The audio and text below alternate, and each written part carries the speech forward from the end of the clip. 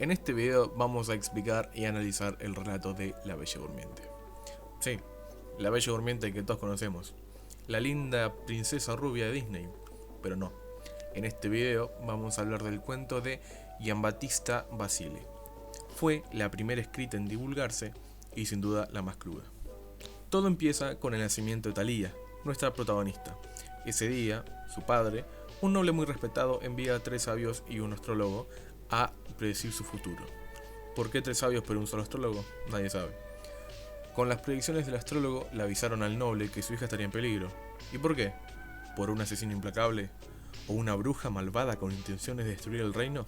No, por nada de eso, sino por el pinchazo de una espina. Sí, una espina. O sea, una espina. Por favor, Basile no se pensó mucho esa parte. Entonces, el noble ordenó quitar todas las plantas con espinas. Eso incluye la planta corona de espinas, el cactus, el estramoño, las rosas, variedad de tipos de arbustos espinosos, el Ulex europaeus y el Pachypodium lemerei, entre otros. A la edad de aproximadamente 15 o 16, no se especifica muy bien, encuentra una anciana que tenía una rueca de hilar. Ella, como nunca tuvo que hacer nada por sí misma en la vida, preguntó qué era y cómo se usaba. Mientras la anciana le explicaba, Thalía quiso hacerlo por su cuenta y se terminó pinchando con la aguja de la rueca, dejándole una espina adentro y cayendo muerta. O sea que el noble dejó a todos sin la belleza de las rosas y las Pachypodium lemerei para nada. La anciana, obviamente, con el miedo de ser acusada de homicidio culposo, escapa y deja a Thalía tirada. Cuando el noble se entera de lo ocurrido, entra en una gran depresión. Hizo vestir a su hija con uno de sus mejores vestidos y, siendo incapaz de enterrarla, decide dejar el cuerpo abandonado en uno de sus tantos palacios. Eso hoy en día sería una negligencia abismal, la verdad. Pasado un tiempo, tampoco se especifica cuánto, un rey del exterior que había perdido su halcón mientras cazaba en un bosque cercano, se decía meterse por la ventana del palacio para buscarlo, pero en lugar del halcón se encontró el cuerpo de Thalía en una cama. El rey intentó despertarla, pero obviamente la joven no reaccionaba. Este se sintió tan atraído por Thalía que, perdón por la crudeza, la viola. Sí, este rey violó el cadáver de Thalía, violó a una mujer que creía muerta. Luego de este atroz acto, el rey volvió para su castillo, pero oh sorpresa, Thalía no estaba muerta, sino inconsciente, y ese encuentro la dejó embarazada de 2 mellizos.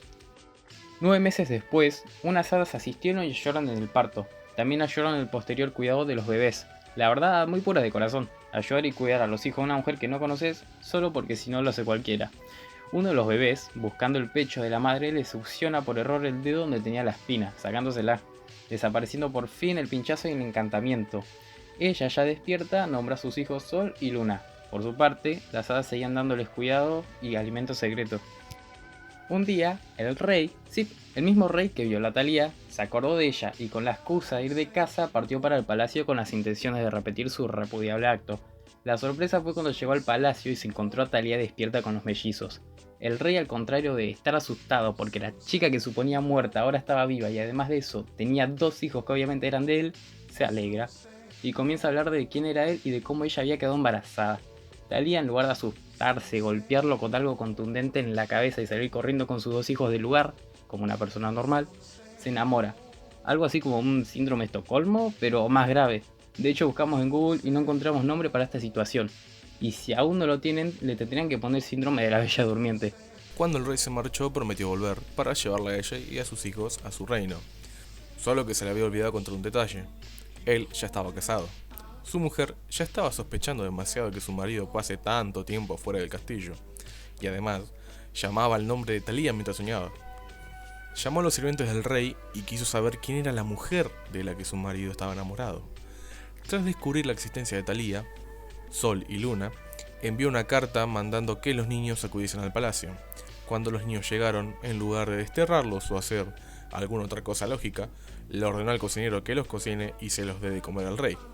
Se nota que en este castillo nadie estaba muy bien de la cabeza. El cocinero, horrorizado por la petición, mató a 2 corderos en su lugar. El rey se lo cenó con gusto. Y la reina, pensando que eran los niños, se quedó satisfecha. La siguiente jugada de la reina era matar a Thalía, por lo que, usando la misma técnica de la carta, mandó a llamarla al castillo. Cuando Thalía llegó, la reina la enfrentó y, sin derecho a réplica, la mandó a quemar a la hoguera. Pero por suerte el rey llegó justo a tiempo. Al ver la situación, discute con su mujer y esta le dice que él se comió a sus hijos y que ahora va a ver morir a su amada. El rey ordenó quemar al cocinero y a su mujer en la hoguera, junto a los sirvientes que desvelaron la identidad de la mujer que amaba y sus niños. Pero el cocinero confiesa que no siguió sus órdenes y que los bebés están a salvo con su familia. Momentos después aparece la mujer del cocinero con los bebés en brazos. El rey libera a Thalía y quema a su mujer con los que revelaron la identidad de Thalía. Por otro lado, el cocinero fue dejado en libertad y premiado con riquezas e incluso un título de noble. Un ejemplo de que haciendo lo correcto se puede llegar lejos. Como es ya un cliché, Thalía y el rey se casaron y también vivieron felices para siempre.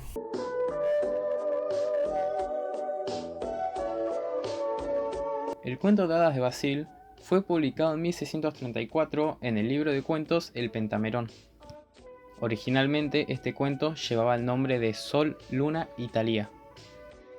El cuento no trata los principales problemas que se vivían en aquellas épocas, es decir, Italia, como toda Europa, se vio altamente afectada por una serie de crisis, pestes y hambrunas que dieron paso a una gran recesión en sus economías.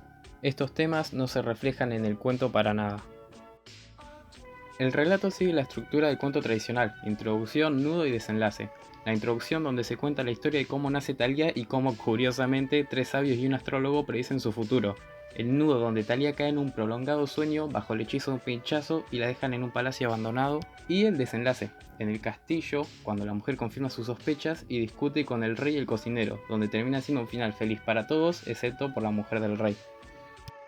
Este cuento contiene referencias directas a la defloración, la violación, la necrofilia, la infidelidad conyugal, el embarazo, el amamantamiento, la infidelidad, el canibalismo y así como otros temas adecuados para el público de aristócratas adultos a los que se dirigía el escritor napolitano. Bueno, ahora a hablar de simbolismos. Uno de los símbolos que la gente interpreta en muchos clásicos, incluido este, es el ciclo menstrual. En este cuento se da a entender que cuando cumple 16 años se pinchará con una rueca que la condenará a dormir hasta que sea liberada. La menstruación escondida tras la sangre del pinchazo y la joven debilitada con su llegada. En ese tiempo no existía el adolescente como tal, o eras niño u hombre, o niña o mujer. La Bella Durmiente es una referencia al tiempo de espera que necesita un niño para conocerse a sí mismo luego de la madurez sexual, que en el caso de las mujeres llega después de la primera menstruación. Thalía, luego del pinchazo, cae en un sueño, ya que la primera menstruación para la mayoría de las adolescentes es una situación abrumadora. Este sueño la protege de cualquier relación prematura, y el hecho de que luego de la llegada del rey despierte es un símbolo de la relación sexual y su florecer sexual. Sería correcto decir que el relato es una referencia metafórica a la etapa que pasan los adolescentes, y cómo era visto este proceso en la época en la que los adolescentes no eran adolescentes.